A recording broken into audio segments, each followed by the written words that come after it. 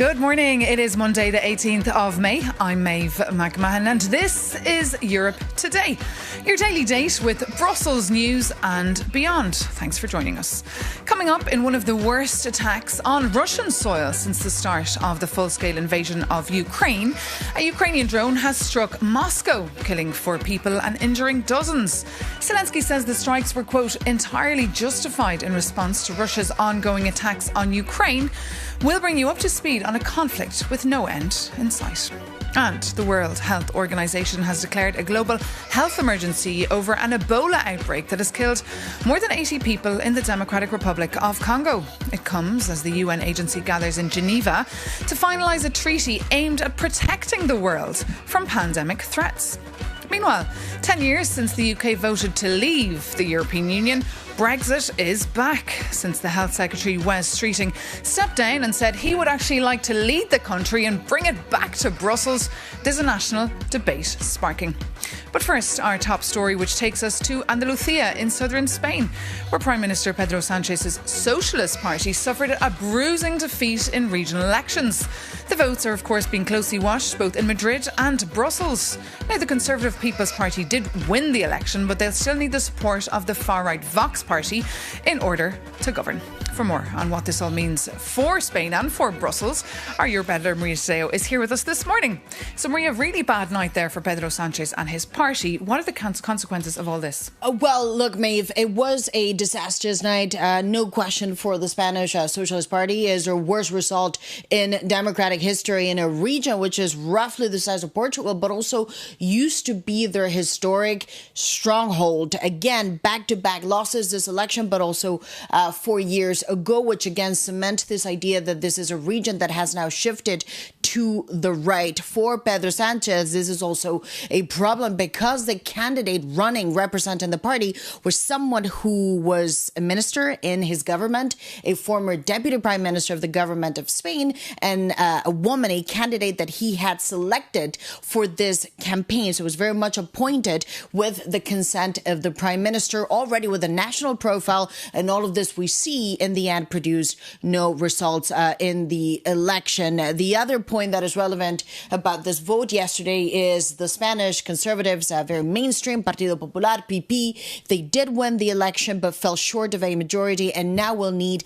the hard-right Vox to govern. What this says to me, and I know this is going to sound counterintuitive at this point, but it really shows that there is a pivot to the right in Spain, which does not seem obvious, of course, because the Spanish Prime Minister, Pedro Sánchez, has created this international profile for himself. He has positioned very successfully, I would argue, from a communications perspective as the man that will stand up to President Donald Trump. We talked about this big convention that he hosted 3 weeks ago in Barcelona. He's been able to really electrify this international progressive coalition. But back home, there is a big gap between his international perception and the national perception in the country, which is of a man who is polarizing, to say the least, and who also, when you look at the regional ballots so far this year, you have seen this perpetuation of the right winning for the Spanish Prime Minister. Of course, the big question is whether or not he can change the situation going into the 2027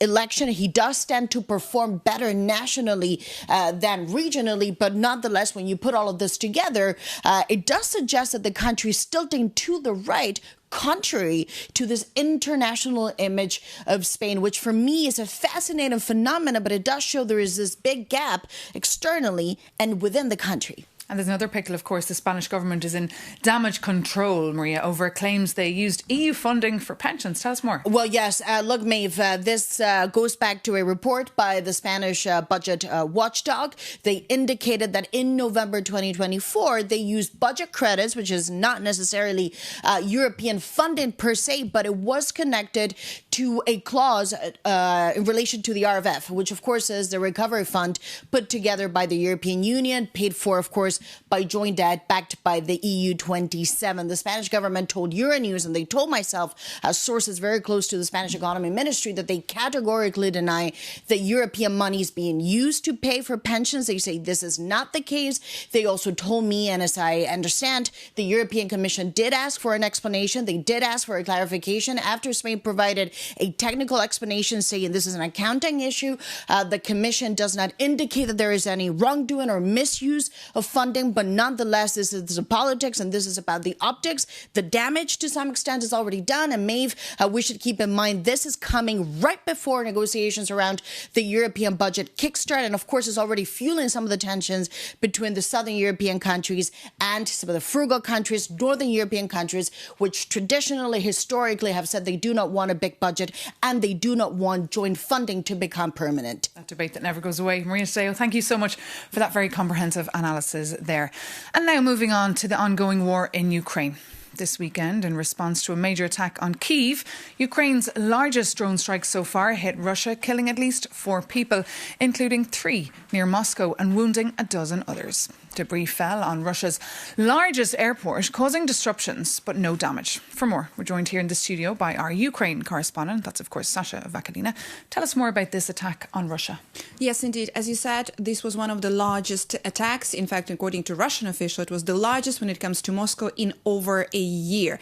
Kyiv confirmed the attack, saying they specifically targeted military, industrial and fuel infrastructure in Moscow region, including a plant which produces semiconductors for Russia's military-industrial complex, also 2 pumping stations and Moscow oil refinery. Now, Russian authorities said the residential building was also damaged during the attack. According to Russia's defense ministry, in general, they have intercepted allegedly over 1,000 drones on Russia. That was, according to the to Moscow officials, that was the scale of this attack, Maeve. And of course, this is not the furthest attack that Ukraine did in terms of the long-range distance, but it was very significant given that this is indeed Russia's capital. Yeah, it's very rare, and I'm sure our viewers this morning are thinking the same. Why do they target Moscow? Well, for Kyiv, that was a clear demonstration of its capabilities. This is a very clear and simple message that Kyiv can reach Moscow if it wants to. Moscow, of course, being Russia's most protected city in terms of air defense. Ukraine's President Volodymyr Zelensky, he did call it entirely justified, and he also tweeted about the attack, saying our responses to Russia's prolongation of the war and its attacks on our cities and communities are entirely justified. Ukrainian long-range sanctions reached the Moscow region, and we are clearly telling the Russians their state must end its war. Now, what he means here is, of course, the attack last week on Kyiv when the residential building was hit and 24 people were killed in that Russian attack. Volodymyr Zelensky, in this case, is sending the message that he can indeed move Russia's war back to Russia's territory. And we can see the effect of it given the scale of the fear and also all these videos on social media by Moscow residents showing that attack, Maeve. OK, Sasha Vakalina, thank you so much for that update. Now, moving on to the Middle East, where a drone strike has triggered a fire near a nuclear plant in the United Arab Emirates. The incident that has been condemned by the region and the International Atomic Energy Agency highlights just how fragile the ceasefire between the US and Iran really is. For more, we can head straight over to Qatar, where our correspondent Adel Khalim is standing by for us this morning. Tell us, what is the latest on this nuclear plant bombing, Adel? Yeah, Maeve, this is really the kind of incident that Gulf countries were hoping to avoid. While the ceasefire is still technically in place, clearly tensions never went away. Now, what happened on Sunday was a drone hit the perimeter of the Varapalo power plant in the UAE, just outside the, which roughly supplies about a quarter of the country's energy. And according to Emirati officials, now 3 drones entered UAE airspace from the west and hit the electrical generator outside the main facility, sparking a fire. Now, the Abu Dhabi media office was quick to report there was no radiation leak, no injuries reported. In fact, the generators were continuing to operate as normally. But even without casualties, this is hugely symbolic. Any attack on a nuclear facility raises serious questions. And while the UAE didn't publicly blame Iran, Analysts do say this was a warning shot as regional tensions continue to escalate once again. Maeve? And Adele, President Trump and Iran's Foreign Minister Abbas Araghchi have reacted to this. We can actually together take a listen to what they have to say. I could say this with very, very strong conviction. Iran will never have a nuclear weapon. Not going to happen. They have no Navy, no Air Force, no anti-anything. By the way, we knocked out 85% of their manufacturing for the missiles. An attack on our nuclear facilities has already taken place once, and they claim they completely destroyed them. Yet now they're once again talking about attacking the facilities. These contradictory statements truly indicate the depth of America's confusion regarding their objectives in this war. So as you can see, their tensions have clearly not gone away. And we're also hearing, Adele, that Israel and the US are planning to renew the war. What can you tell us? Yeah, those comments really accentuate where we stand right now. Publicly, both sides are calling for diplomacy, but at the same time, they're preparing for the eventuality of a possibility of what could come next. Iranian officials have openly said that during the ceasefire, they were able to regroup and restock their strike systems. Meanwhile, military activity across the region hasn't slowed down. U.S. Central Command says American naval forces continuing their blockade of the Strait of Hormuz. And as of Sunday, it says 81 commercial vessels were redirected and 4 disabled. And as you mentioned, there are reports that Israel and the U.S. are coordinating future strikes if negotiations fail. To that end, U.S. President Donald Trump doubled down on his Truth Social account, saying for Iran, the clock is ticking and they better get moving fast or there won't be anything left of them. Time is of the essence. So right now we're seeing technically the ceasefire still holds, but all parties are bracing for the possibility of what could come next. Maeve? OK, very stressful time, of course, there for your region and the world. Thank you so much for that update there, Adele Khali. And now moving on. From the Netherlands to Sweden and then on to Oslo and Rome, India's Narendra Modi is on a whistle-stop tour across Europe, sitting down with various European leaders. After hosting foreign ministers from BRIC countries just last Friday, he's here to celebrate, of course, the historic EU-India deal signed earlier this year. For more on what to expect from his trip, here's our Jakob Janis. Have you ever wondered how the world's fastest growing major economy manages a crisis at home while reshaping global trade? While New Delhi scrambles to protect a sinking rupee hit by energy shocks from the Iran war, Prime Minister Narendra Modi is launching a massive diplomatic offensive across Europe. And months after a historic EU-India free trade agreement, this tour executes that mother of all deals by balancing Brussels with individual capitals. And if we follow the Prime Minister's itinerary day by day, the calendar reveals exactly what's at stake. And over the weekend, Modi met with Dutch Prime Minister Rob Jetten. The Netherlands is a key trading partner for India, with bilateral trade worth nearly $28 billion.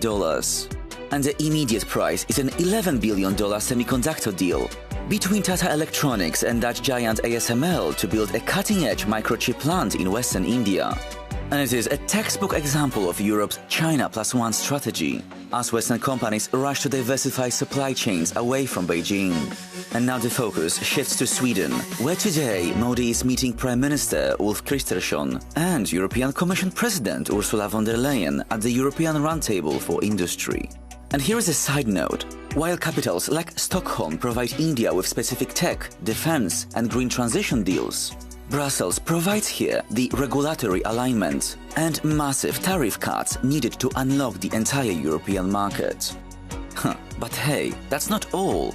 Tomorrow, Modi attends the India-Nordic Summit in Oslo, engaging Nordic leaders on clean energy and Arctic shipping routes opened up by climate change.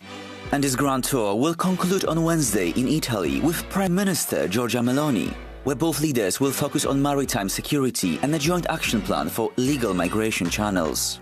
And I know, it sounds complex, but one thing is certain. For European leaders facing slowing economies, rolling out the red carpet is no longer a luxury. It is a strategic necessity.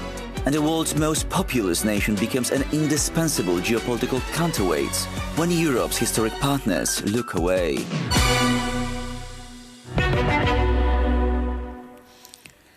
Jakob Janis there for us. And now for the view from Finland. Coming up, we'll be joined by Ville Tavio, Finnish Minister for Foreign Trade and Development, in Brussels today for talks with ministers from all across the EU. Ville Tavio is a member of the National Conservative Finns Party and he's been active in national politics for several years. Good morning, Minister. Lovely to have you with us. Good morning. Great to be here. So first, we're of course looking at those pictures of the Indian head of state travelling all across Europe. This comes just after that big historic deal was signed. What's Finland's view here? What's your view here? Well, the Finnish president also had a state visit to India a couple months ago. And it's absolutely one strategic partnership in order to diverse the trade. And tell me, it comes just a couple of days after India hosted BRICS foreign ministers. So is there anything the European Union can do to put pressure on India to help end the war in Ukraine? I'd really hope so, of course, and that's one of the reasons that Finland thinks it's important to have these close relations. But I would say that rather recently we've seen development in the trade and the quest in diversification of trade and China +1 mission instead of focusing only in these difficult topics. Because of course you had that drone incident on Friday, which seems to have been settled. But let's talk about this big week for the EU-US trade deal that could get over the line by June. But in the European Parliament, we're seeing a lot of different debates. There'll be trilogues this week, so negotiations on whether or not to put conditions on this deal that, of course, as you know, is pretty controversial. But putting conditions on it at this late stage, could that not anger President Donald Trump? What is your view here? Well, we are in favour of forcing what's agreed, and we see cautious optimism that the trilogues are moving very well, to my knowledge. So after all, we want to create bridges and not to burn bridges. So but do you trust President Trump? He can be very unpredictable and cause a lot of stress for European businesses and Finnish businesses. We are not expecting predictability from him, but I think he's a hard negotiator. I think it's debatable whether USA has kind of benefited from his actions. Maybe we'll see that at the end of his term. But from the Europe's point of view, we want to keep on the trade growing. We want to build a steady trade. That's what the companies need. But if Donald Trump plays hardball, should the Europeans play hardball too? Yes, me and several other ministers, we've taken stances before, whereas we think the European Union should have used the package we made in order to pressure USA more. But at this point, we are ready to move forward with the deal as agreed, and of course our requirement is that the USA also respects this deal. And a big week as well for the EU. They're heading to Mexico this week. Could a deal be signed there? We know the last EU-Mexico summit was back in 2015. Yes, we are looking for renewing the global treaty with EU-Mexico. And that's it's a very important point. You know, we have the Mercosur trade deal already applied. So that doesn't include Mexico. So it's very good that we get a new deal with Mexico as well. It's our second largest partner in the Latin America. And meanwhile, of course, big focus of your talks this week on the impact the ongoing war in the Middle East is having on Europeans. Do you think enough has been done by Brussels, i.e. the European Commission, in order to soften that blow on Europeans? Well, from the trade minister point of view, I can tell that the past 3 years that I've been a minister of trade, it's the security concerns have been rising all the time. So I think trade ministers are more dealing with the security concerns and increasingly involved in the security issues. So whether it's diversification of trade, but also energy, basic supply chains, now wartime discomforts. OK, Minister, thank you so much for coming into us here today on Euronews and being our guest on Europe Today. That does bring, though, this edition of Europe Today to an end. Any points, comments, questions for us, you can always reach out at europetoday@euronews.com. But for now, thank you so much for tuning in. Take care and do visit euronews.com for more news and analysis.